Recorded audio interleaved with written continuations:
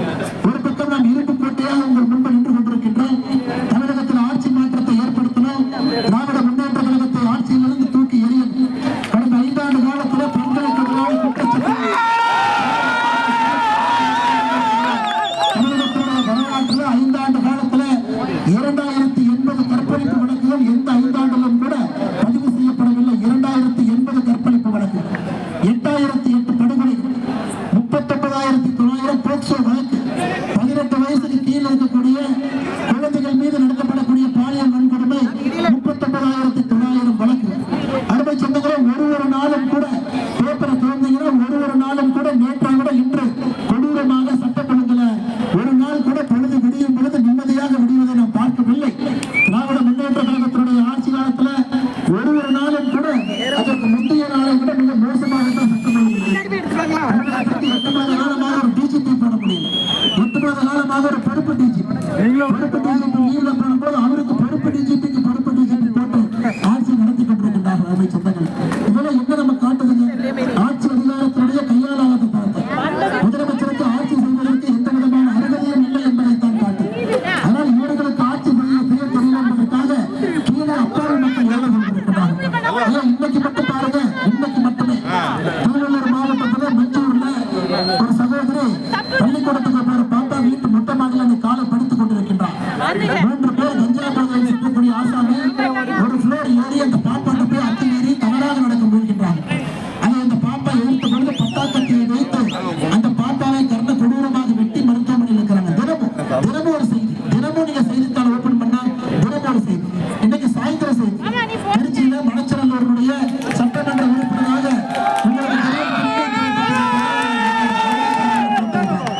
அந்த பகுதியில இன்னைக்கு ஒரு சகோதரி, அந்த பகுதியில சிந்துஜா என்கின்ற சகோதரி, அவர் இன்னைக்கு அவருடைய ஆதரவாளர்கள் அடித்தே கொண்டிருக்கின்றார்கள். எதுக்குங்க? எதுக்கு அடிச்சு கொண்டாங்க? ஒரு திராவிட முன்னேற்ற கழகத்தினுடைய சட்டமன்ற உறுப்பினர் மறுபடியும் வேட்பாளராக இருக்கக்கூடியவர் அவருடைய அடியாட்கள் அடிச்சே கொள்றாங்க. எதுக்கு?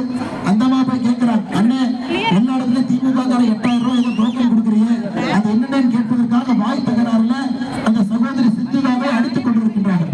அதனால அருமை சொந்தங்களே, தாய்மார்களே, சகோதரர்களே, திமுக யார் ரிசர்வ் பேங்க் கவர்னர் இல்ல. இந்த பொய்ப்பாக தூக்கிட்டு வந்தா பிச்சை சிறப்பு அடிச்சு திருப்பி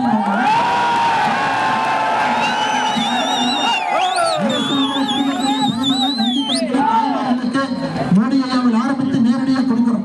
ஒரு டோக்கனை தூக்கிட்டு வந்து நீங்க ஓட்டு போடுங்க, திமுக ஓட்டு போட்டோன்னே பாதி டோக்கன், நாங்க ஆட்சிக்கு வந்தோடனே மிச்ச பாதி டோக்கனுக்கு பணம்.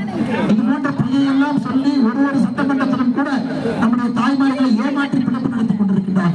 இன்னைக்கு மணச்சநல்லூர்ல அப்பாவியாக நம்முடைய சகோதரி செஞ்சுதான் அவருடைய உயிர் கூட போயிருச்சு.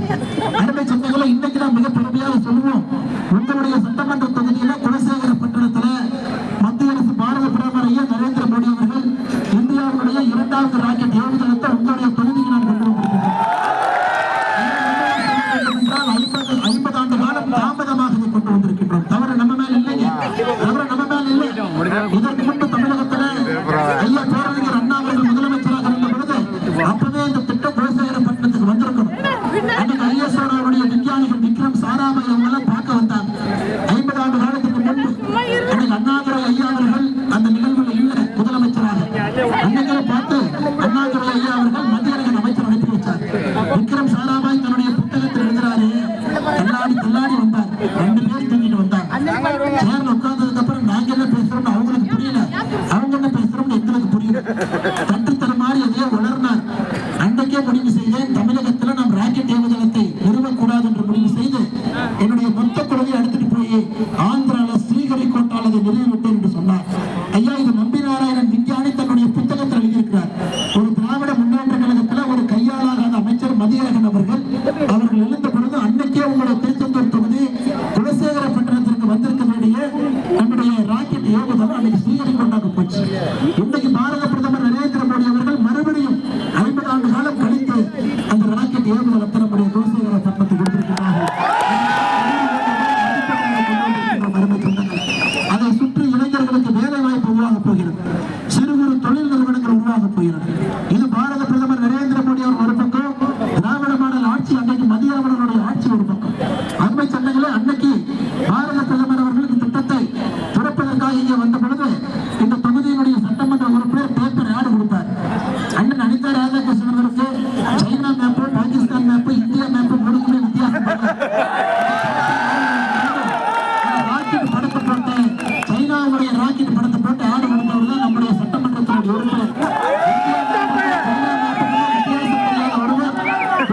இருக்கக்கூடிய உங்களுக்கெல்லாம் இன்னைக்கு சட்டமன்ற உறுப்பினராக இருப்பது நம் எல்லோருக்கும் கூட ஒரு பெரிய வேதனை ஏற்படுகிறது. அருமை சொந்தங்களே, இன்னைக்கு நாம் மிக சரியாக புரிந்து கொள்ள வேண்டும்.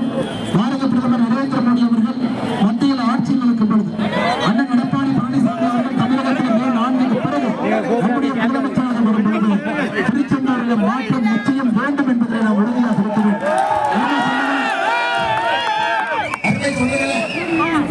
அருமை சொந்தங்களே, எல்லோரும் நாங்களும் கூட அரசியல் மாற்றத்திற்காக இத்தனை ஆண்டு காலமாக காத்துக் கொண்டிருக்கின்றோம்.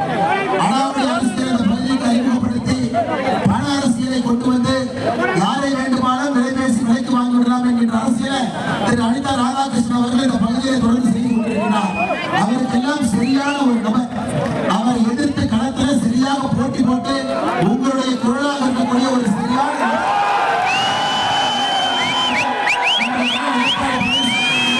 தேசிய ஜனநாயக கூட்டணி சார்பாக அண்ணன் KM ராதாகிருஷ்ணன்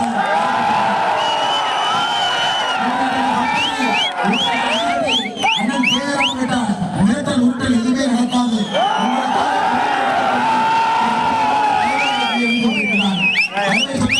வீரவ சொந்தங்கள் அதிகமாக இருக்கக்கூடிய உங்களுக்கு தெரியும், இந்திய அரசியல் வரலாற்றுல இத்தனை ஆண்டு காலத்திற்கு பிறகு 2019 பாரத பிரதமர் நரேந்திர மோடி அவர்கள் நம்முடைய மீனவ நண்பர்களுக்காக முதலாக ஒரு அமைச்சரவை உருவாக்குவதே 2019 பாரத பிரதமர் நரேந்திர மோடி. அதுவரை நம்முடைய மீனவ சொந்தங்களுக்கு ஒரு தனி அமைச்சரவை நம்முடைய இந்திய அரசியலில் யாருமே தங்களுடைய காப்பீடு. அதன் பிறகு மத்திய சம்பத்தை யோஜனா என்கிற அற்புதமான ஒரு திட்டத்தை நம்முடைய மீனவ சொந்தங்களுக்கு கொண்டு வந்து தமிழகத்திற்கு மட்டுமே கடந்த 5 ஆண்டுகளில் மீனவ சொந்தங்களுக்கு 1241 கோடி ரூபாய் கடனோடு இருக்கக்கூடிய மீனவ சொந்தங்களுக்கு நாம் கொண்டு வந்திருக்கிறோம். அது மட்டுமல்ல, இன்னைக்கு மீனவ சொந்தங்கள் படகு வாங்கினாங்களா 50% 80% வரை மானியத்தோடு எல்லா விதமான படகுக்கும் கூட பாரத பிரதமர் நரேந்திர மோடி அவர்கள் உறுதியோடு நின்று கொண்டிருக்கிறார். ஐயா, திமுக வேறு பேச்சுதான். சமீபத்தில் ஈரான்ல தமிழகத்தை சார்ந்த 400க்கும் மேற்பட்ட மீனவர்கள் மாட்டிக்கொண்டார்.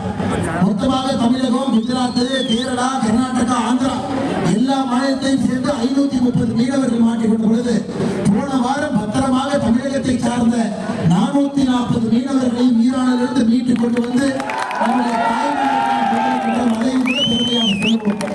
நாகர்கோவிலில் பாரத பிரதமர் நரேந்திர மோடி அவர்கள் உங்களை எல்லாம் சந்தித்து ஆசீர்வாதம் கேட்பதற்காக வந்த பொழுது ஈரானிலிருந்து நாம் மீட்டுக் கொண்டு வந்த மீனவ சொந்தங்கள் கண்ணீரோடு என்று பாரத பிரதமருக்கு நன்றி சொல்ல காட்சியையும் கூட நான் இங்கே பார்த்துவிட்டு வந்து சொந்தங்களுக்கு எப்பொழுதும் கூட ஒரு உற்ற துணைவராக நம்முடைய பாரத பிரதமர் நரேந்திர மோடி அவர்கள் இருந்து கொண்டிருக்கிறார்கள், இருப்பார்கள். அண்ணன் KM ராதாகிருஷ்ணன் அவர்கள் உங்களை சட்டமன்ற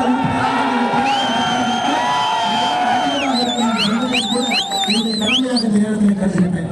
அருமை சொந்தங்களே, தூத்துக்குடிக்கு மட்டுமே நம்முடைய துறைமுகத்துடைய வளர்ச்சிக்காக வெளிப்புறத்துடைய துறைமுக திட்டங்களுக்கு 7000 கோடியும் உள்கட்டமைப்புக்கு 1500 கோடியும் 8000 கோடி ரூபாய் 8500 கோடி ரூபாய் நம்முடைய துறைமுகத்துக்கு கொடுத்து இன்னைக்கு தென்னிந்தியாவோட ஒரு மிகப்பெரிய துறைமுகமாக நம்முடைய தூத்துக்குடி VOC துறைமுகத்தை கொண்டு வருவதற்கான எல்லா முயற்சியும் பாரத பிரதமர் நரேந்திர மோடி எடுத்துக் கொண்டிருக்கிறார். குலசேகரப்பட்டனுடைய விண்வெளி நிலையத்திற்கு மொத்தமாக மத்திய அரசு 986 கோடி ரூபாய் கொடுக்கும். தூத்துக்குடி விமான நிலையத்துடைய விரிவாக்கத்திற்கு 450 கோடி, 100 படுக்கைகள் இருக்கக்கூடிய ESI மருத்துவமனை 138 கோடி, அமிர்த் பாரத் திட்டத்தின் கீழ் தூத்துக்குடி ரயில்வே நிலையத்தை 133 கோடி ரூபாய் செலவுல அதையும் கூட சீர்படுத்தி மேம்படுத்தி உங்களுக்கு வழங்குகின்றோம். வாஞ்சி மணியாச்சி தூத்துக்குடி இடையே இரட்டை ரயில் பாதை 1100 கோடி ரூபாய் செலவு நடந்து கொண்டிருக்கிறது. NH 36 சேத்திய தோப்பு சோழபுரம் இடையே 4 வழிச்சாலை, ஸ்மார்ட் சிட்டி திட்டத்திற்கு மட்டுமே 490 கோடி, அமிர்த் திட்டத்திற்கு 214 கோடி, குழாய் மூலமாக குடிநீர் அந்த ஒரு மாவட்டத்தில் மட்டுமே 3,21,000 இணைப்புகள் குழாய் மூலமாக குடிநீர் ஜல்ஜீவன் திட்டத்தில் பாரத பிரதமர் நரேந்திர மோடி அவர் கொண்டு வந்திருக்கிறார். அதே போல மோடி வீடு கிராமப்புறத்தில் 2122 வீடு, நகர்ப்புறத்தில் 8371 வீடு.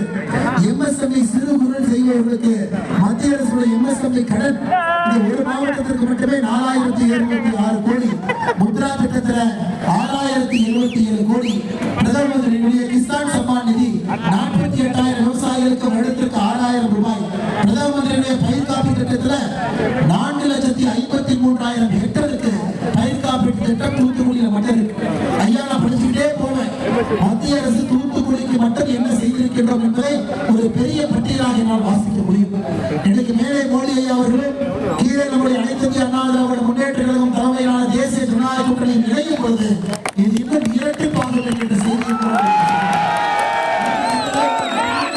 பெரிய அளவில் வந்திருக்கு.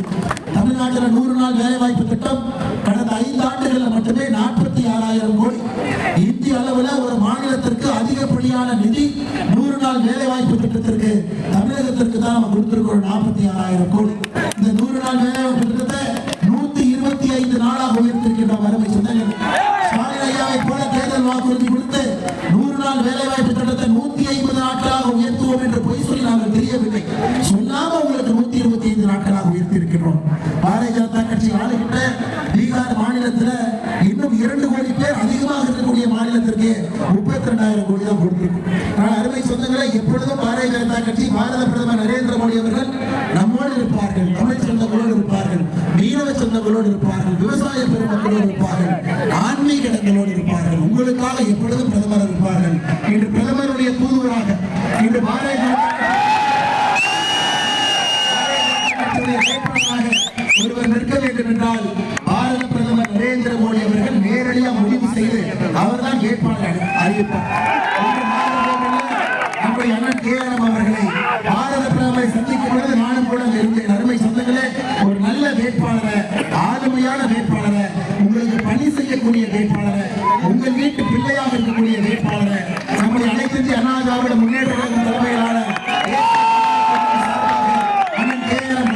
அவர்களை உங்கள் முன்னால் நிறுத்தி இருக்கின்றோம். அவருக்கு நீங்கள் வெற்றி வெற்றி வெற்றி வெற்றி மாலையை வாக்களித்து சிவபெருமானுடைய சாட்சியாக அருமை சொன்னாலே இன்னைக்கு திருச்செந்தூர் கோவில திரும்பவும் உங்கள் கையில் ஒப்படைக்க வேண்டிய பொறுப்பு எங்களுக்கு இருக்கு. எப்படி சிக்கல்ல சூரபத்மனை வதம் செய்து 2வது ஆறுபடை வீட்டில் முருகபெருமான் குடியிருக்கின்றாரோ அதே போல சூரபத்மனை இந்த தொகுதியை நீங்கள் வதம் செய்ய வேண்டும் என்று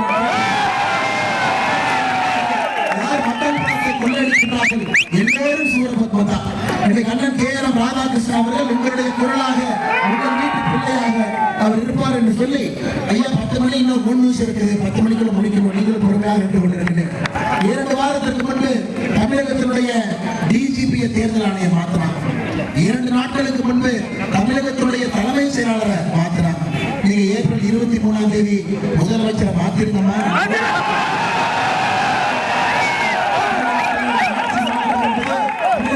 வளர்ச்சியை உறுதி செய்து அடுத்த கட்டத்திற்கு எடுத்து செல்லும். அதற்கு உங்களுடைய தூதுவராக, உங்களுடைய குரலாக அண்ணன் கேஆர்எம் ராதாகிருஷ்ணன் அவர்களை